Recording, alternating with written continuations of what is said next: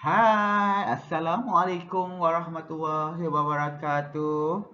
Alhamdulillah, syukur kepada hadirat ilahi kerana kita bertemu lagi pada hari ini walaupun jumlah yang bertemu dengan saya di dalam PDPR hari ini hanyalah sekadar 15 orang kerana kumpulan satu sedang bersama saya di dalam kelas anda.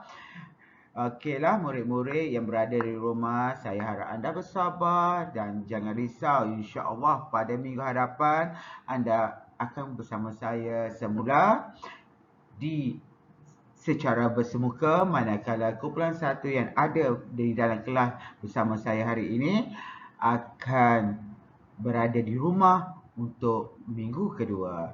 Alhamdulillah, murid-murid, adakah anda sudah bersedia untuk proses pembelajaran hari ini? Sekiranya anda sudah bersedia, jom kita mulakan proses pembelajaran kita pada hari ini. Okey, apa kaitan gambar ini dengan PDPR anda? Mungkin anda biasa melihat cerita ini. Ya, ini ialah Detektif Conan. Kerja Detektif Conan ialah untuk mencari maklumat bagi menyelesaikan masalah. Jadi, kaitan pelajaran kita dengan Detektif Conan hari ini kita akan belajar mencari maklumat di dalam bahan yang disediakan dan kita perlu memindahkan bahan tersebut di dalam peta item. Adakah anda sudah bersedia? Sekiranya sudah bersedia, jom kita tengok objektif pembelajaran. Objektif pembelajaran kita pada hari ini dengan standard kandungan 3.2 iaitu menulis perkataan, frasa dan ayat yang bermakna.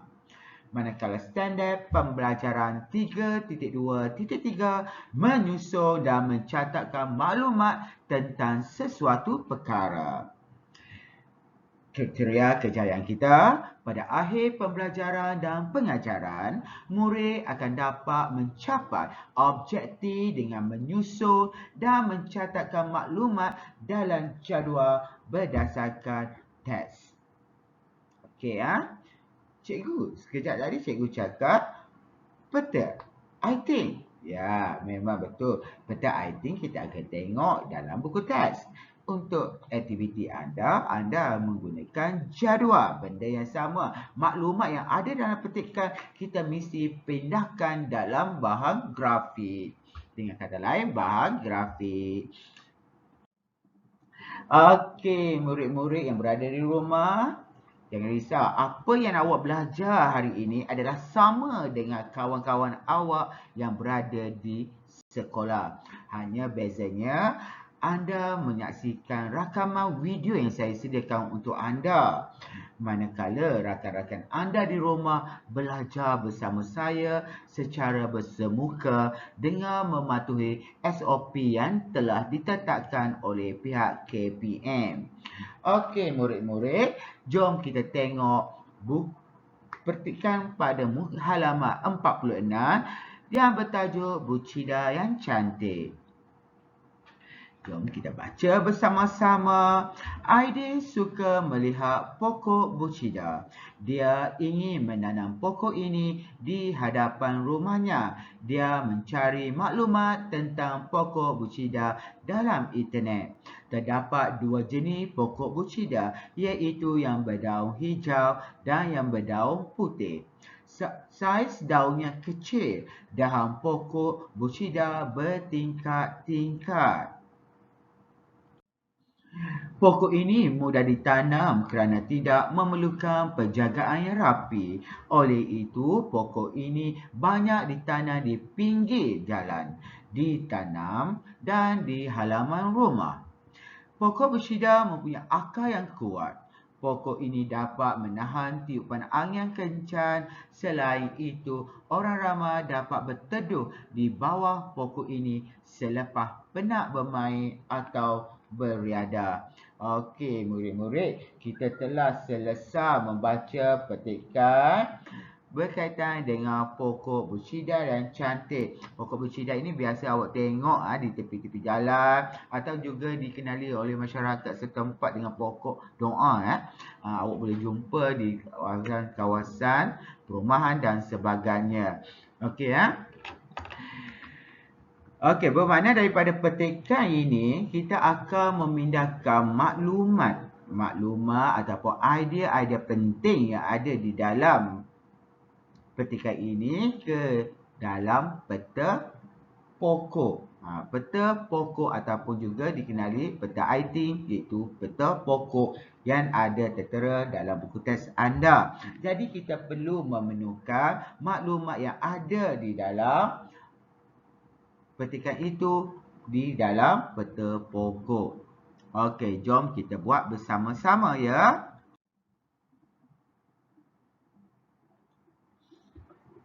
Okey murid-murid, berdasarkan petikan yang diberikan di dalam petikan Bucida yang cantik, terdapat 3 maklumat yang perlu kita pindahkan ke dalam peta pokok ini. Ataupun ini ialah peta pokok.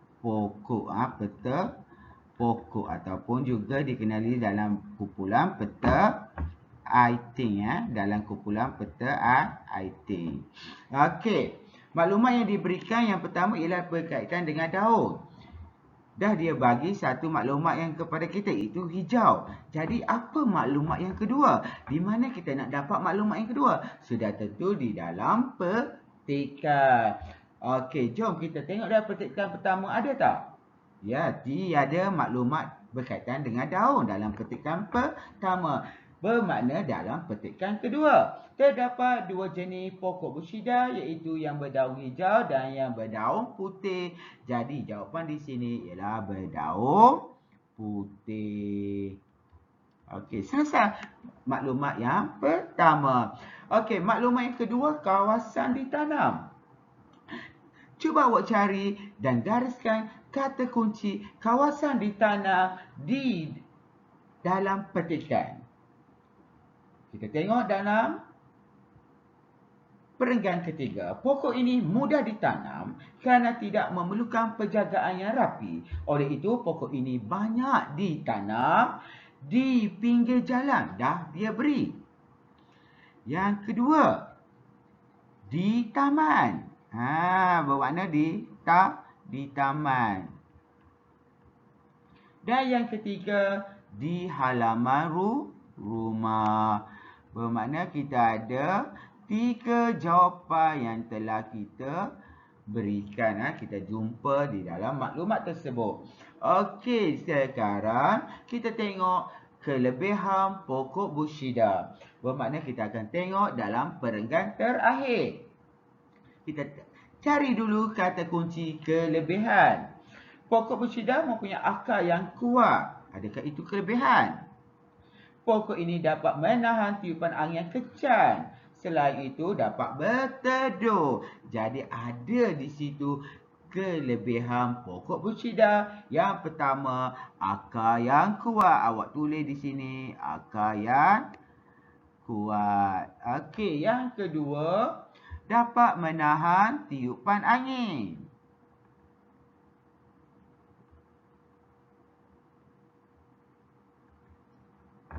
Dan yang ketiga ialah dapat berteduh. Kita dapat berteduh di bawahnya. Okey, bermakna di sini kita telah selesaikan menulis jawapan dalam peta pokok IT. Okey, murid-murid.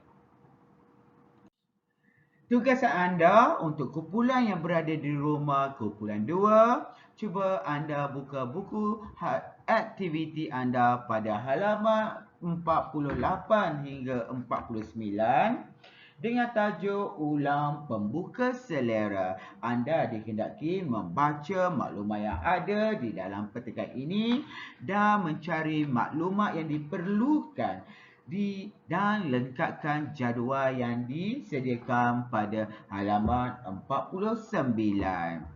Okey, Selesaikan tugasan anda dan selamat belajar. Sekian sahaja pada hari ini. Terima kasih. Jangan risau, anda akan berjumpa saya pada minggu hadapan. Namun begitu, sila pastikan pada minggu hadapan anda berada dalam keadaan sihat-sihat sebelum kita bertemu di minggu hadapan. Sekian saja sekali lagi daripada saya, Cikgu Zahrul Nizam Othman. Bye.